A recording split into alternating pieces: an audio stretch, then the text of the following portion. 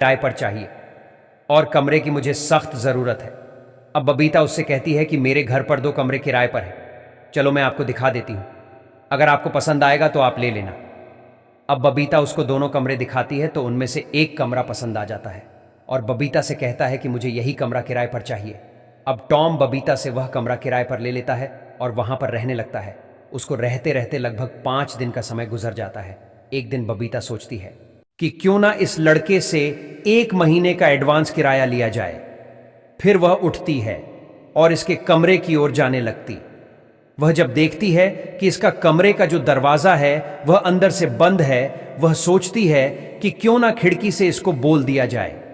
वह जब खिड़की से झांक कर देखती है तो यह नाइजीरिया का लड़का निर्वस्त्र होकर अपने फोन में अश्लील वीडियो देख रहा था और हस्त मैथुन भी कर रहा था।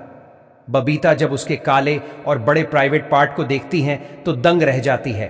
उसके के होश उड़ जाते हैं और उल्टे पैरों ही वह अपने कमरे में आकर लेट जाती है। दोस्तों, बबीता ने अपनी जिंदगी में इतना बड़ा प्राइवेट पार्ट कभी नहीं देखा था जितना कि टॉम का था। अब टॉम के बारे में वह लगातार सोच रही थी, उसके ख्यालों में डूबी हुई थी। इसके अंदर भी काम वासना जग गई थी। दोस्तों, बबीता एक 40 साल की खूबसूरत औरत थी। इसके खूबसूरत शरीर को अगर कोई दिखता था तो देखते ही दंग रह जाता था। अब इसी सोच विचार में बबीता अपने आप से कोई फैसला नहीं कर पा रही थी। अब इस तरीके से एक दिन का समय गुजर जाता है। फिर अगले दिन जब सुबह 10 बजे के करीब बबीता अपने छोटे छोटे कपड़े पहनती है और उनके कमरे की ओर जाने लगती है। वह टॉम के कमरे का दरवाजा खटखटा है। अंदर से टॉम दरवाजा खोलता है। वह देखता है कि उसकी मकान मालकिन उसके सामने खड़ी है। बबीता टॉम से कहती है कि तुम 1 महीने का किराया मुझे एडवांस दे दो। फिर टॉम उससे कहता है कि अभी मेरे पास पैसे नहीं हैं, आप 2-3 दिन रुक जाइए, मैं आपको 1 महीना का नहीं 2 महीने का एडवांस किराया दे दूंगा। फिर बबीता उससे कहती है कि मुझे 2 महीने का नहीं चाहिए, अगर आपको नहीं देना है तो आप 1 महीने का भी मत दो। लेकिन टॉम उससे कहता है कि अभी तो आपने कहा है कि 1 महीने का मुझे एडवांस किराया दे दो। फिर बबीता हंसते हुए उससे कहती है कि मैं तो आपसे मजाक कर रही थी। अब टॉम भी उसकी बात सुनकर हंसने लगता है। फिर थोड़ी देर तक यह एक दूसरे से बात करने लगते हैं। बबीता टॉम के साथ छेड़छाड़ करने लगती है, उसके साथ कुछ अश्लील हरकतें करने लगती हैं और टॉम भी समझ चुका था कि आखिर बबीता चाहती क्या है। इसीलिए टॉम एक ही झटके में बबीता को निर्वस्त्र कर देता है, उसके कपड़े उतार देता है और उसको अपने बाहों में भर लेता है। बाहों में भरने के बाद उसको गोद में उठाता है और अपने बेड पर पटक देता है। पटकने के बाद उसके साथ संबंध बनाने लगता है। वह इतनी जोरदार तरीके से संबंध बनाता है कि बबीता की हालत खराब कर देता है। इन दोनों की सिसकारियां पूरे रूम में गूंज रही थीं। अब बबीता भी टॉम का भरपूर साथ दे रही थी, क्योंकि बबीता को आज वह चरम सुख मिल रहा था जो उसे पहले कभी नहीं मिला था। 2-3 बार यह एक दूसरे के साथ संबंध बनाते हैं और जब थक जाते हैं तो वहीं पर लेट जाते हैं। दोस्तों, बबीता टॉम की मर्दानगी से काफी खुश हो चुकी थी। अब बबीता को जब भी मौका मिलता था टॉम के कमरे में जाती थी और उसके साथ संबंध बनाया करती थी। इस तरीके से 15 दिन का समय गुजर जाता है।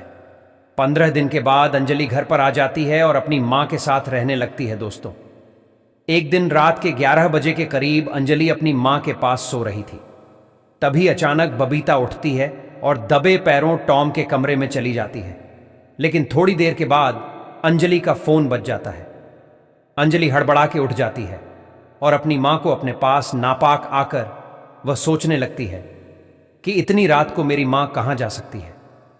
वह अपनी मां बबीता का 10 मिनट तक इंतजार करती है, लेकिन 10 मिनट तक भी उसकी मां नहीं आती है।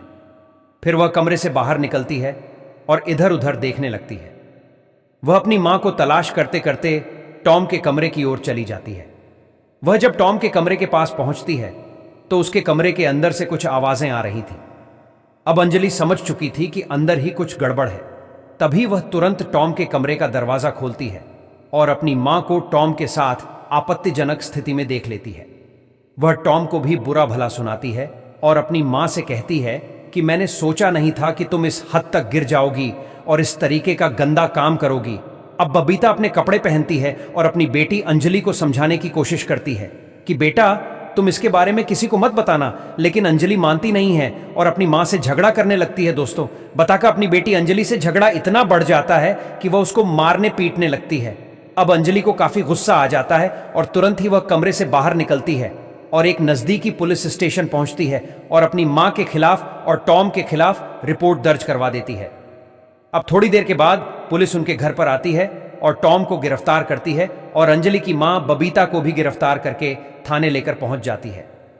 दोस्तों, अगले दिन जब सुबह होती है तो पुलिस बबीता की बेटी अंजलि को पुलिस स्टेशन बुलाती है और उससे पूछताछ करती है तो अंजलि अपनी मां की करतूतों के बारे में पुलिस को पूरी कहानी बता देती है। फिर पुलिस बबीता से भी पूछताछ करती है और उससे कहती है कि यह जो नाइजीरिया का लड़का है, इसके साथ तुमने अपनी मर्जी से संबंध बनाए हैं या इसने जबरदस्ती तुम्हारे साथ संबंध बनाया है। फिर बबीता पुलिस को बताती है कि मैंने ही इस लड़के के साथ अपनी मर्जी से संबंध बनाए हैं, इसकी कोई गलती नहीं है, जो भी गलती है मेरी ही है और मैं चाहती हूं कि इस लड़के को इसके देश भेज दिया जाए। दोस्तों, फिर पुलिस इस लड़के को नाइजीरिया भेज देती है और 2-3 दिन के अंदर अंदर बबीता को भी रिहा कर दिया जाता है। दोस्तों, इस कहानी को